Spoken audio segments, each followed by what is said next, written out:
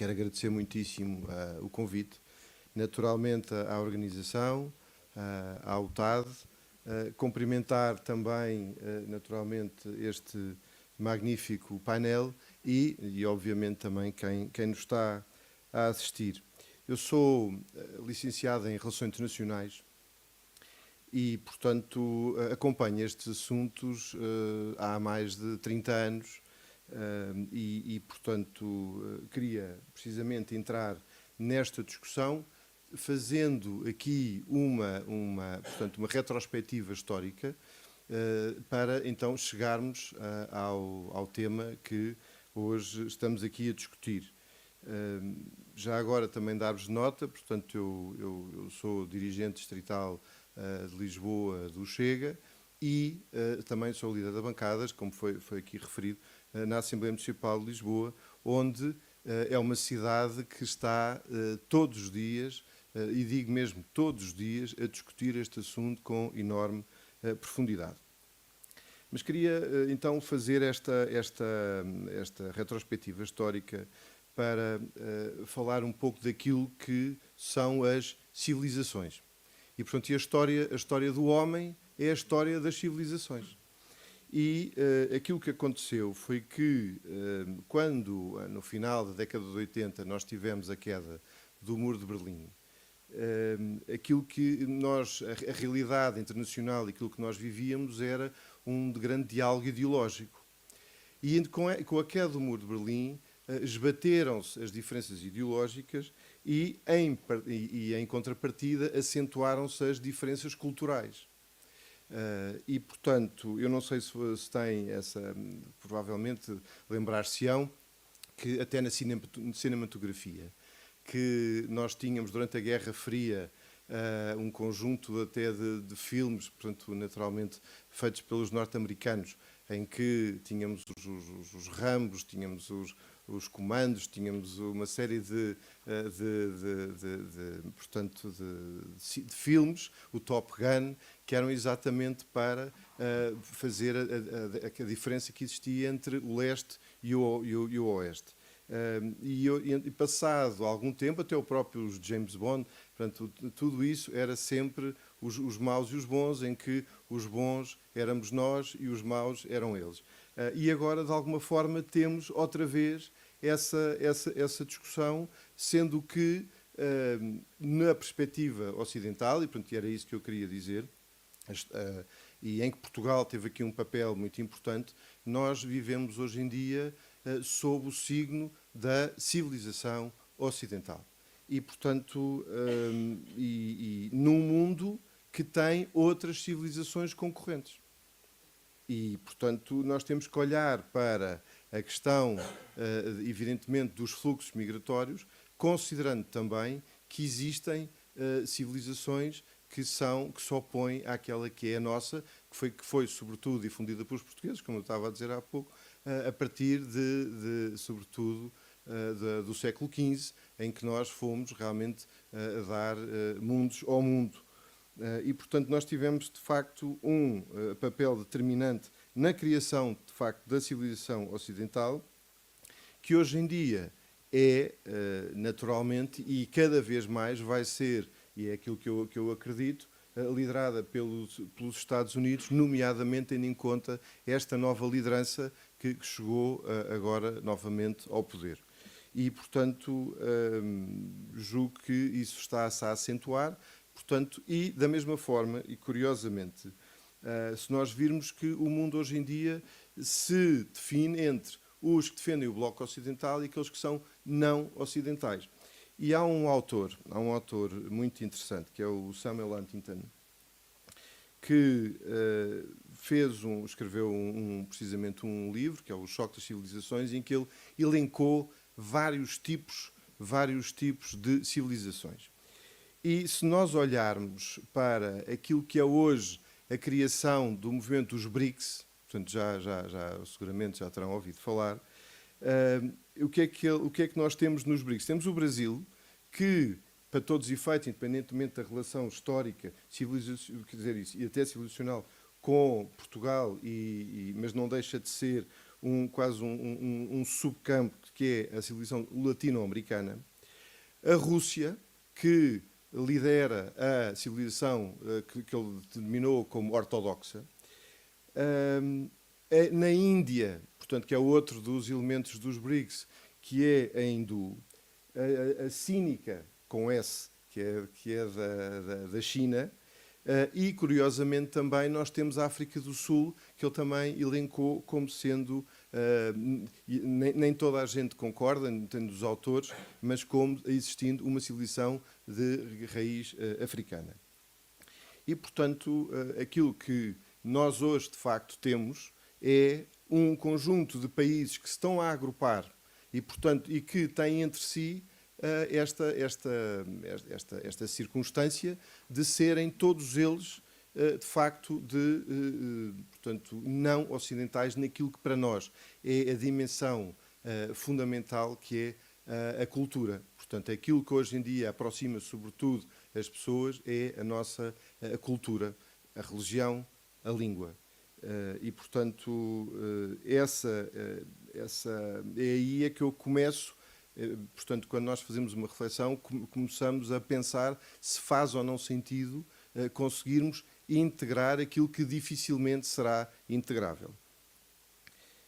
E, portanto, queria também, já que estamos aqui no meio académico, e ouvi algumas pessoas falarem sobre determinados conceitos, e há pouco também gostei de ouvir exatamente o Dr. Gonçalo Matias falar de uma situação que foi escrito um livro também de um autor, que é o Douglas Murray, em que escreve sobre a estranha morte da Europa.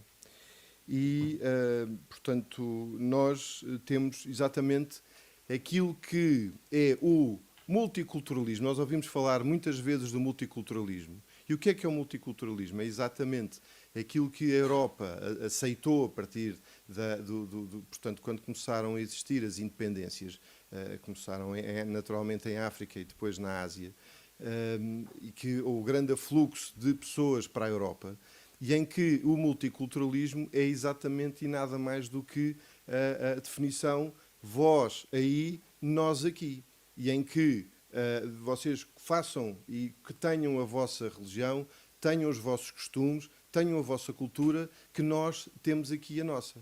E isso é que levou, de facto, a esta separação entre portanto, os bairros e, sobretudo, à guetização.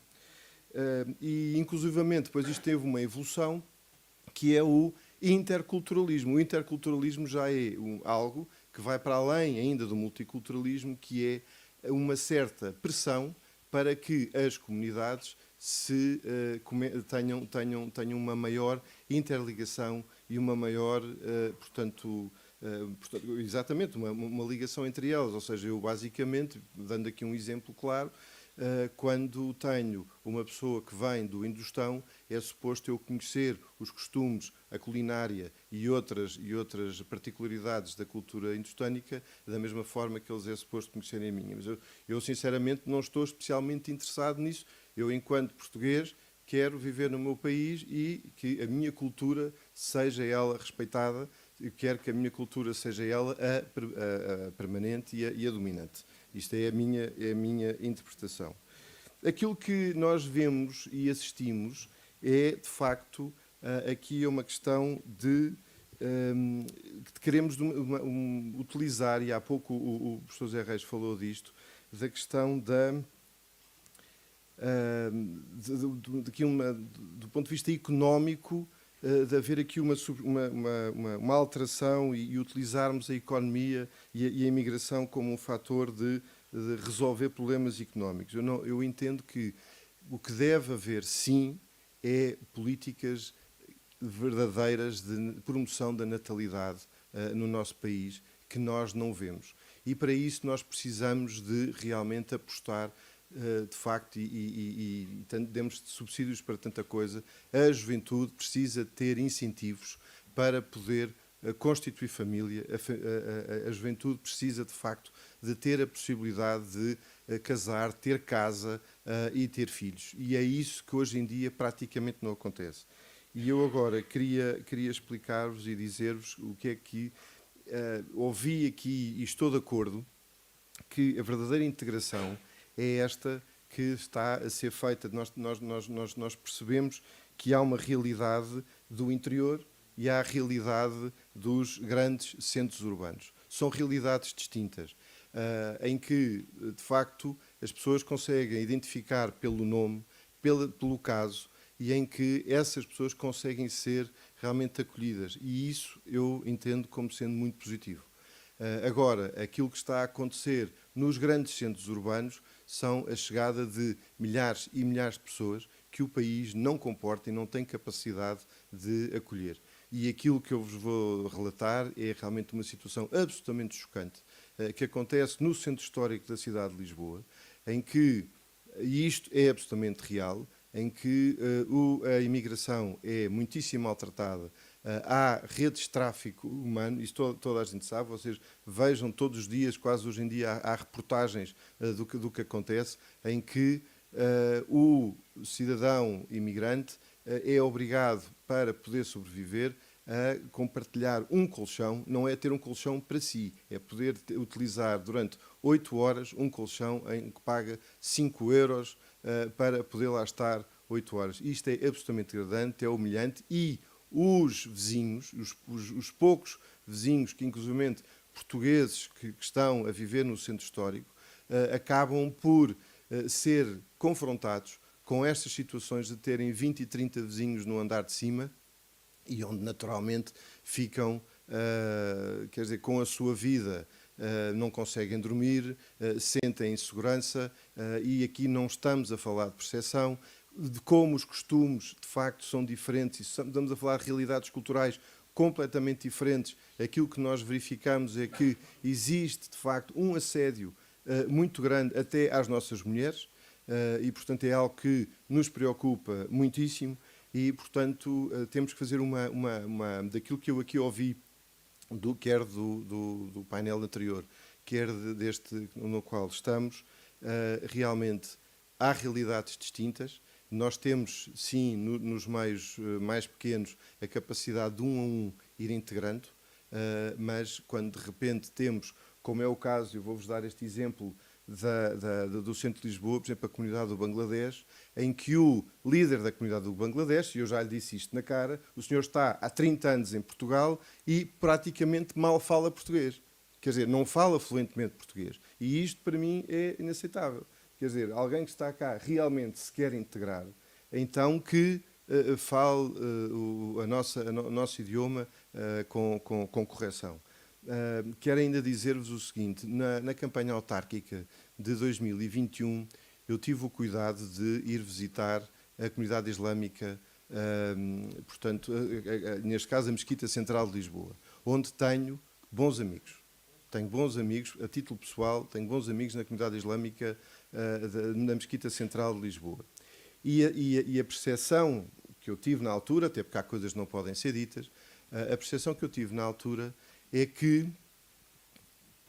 a comunidade islâmica, por causa da dita mesquita que se pretende construir no centro da cidade de Lisboa, é uma mesquita de outra fação, ou seja, e aquilo para que nós possamos entender isto, a lei portuguesa tem de ser sempre respeitada, sempre. E aquilo que em Lisboa, na comunidade Mesquita Central de Lisboa, respeita e os seus crentes são muçulmanos, mas são portugueses e respeitam a lei portuguesa. E nós não temos de forma alguma a garantia que, no caso, por exemplo, e fala-se tanto da Rua do Bem Formoso, não temos nenhuma garantia em que não haja uma tentativa de apropriação e da utilização da lei da Sharia, precisamente no centro da cidade de Lisboa. E, portanto, por isso é que nós temos esta preocupação de não permitir que isto aconteça. Portanto, e para terminar, mesmo para terminar, quero mais uma vez agradecer muitíssimo o convite, dizer que existe, de facto, um choque de civilizações, ele é presente e nós temos que, no nosso entender, acolher todos aqueles que são realmente e que têm uma identificação connosco, independentemente da cor da pele, uma identificação connosco e não aqueles que, de alguma forma, têm uma civilização dominante e que queiram vir fazê-lo para Portugal. Muito obrigado.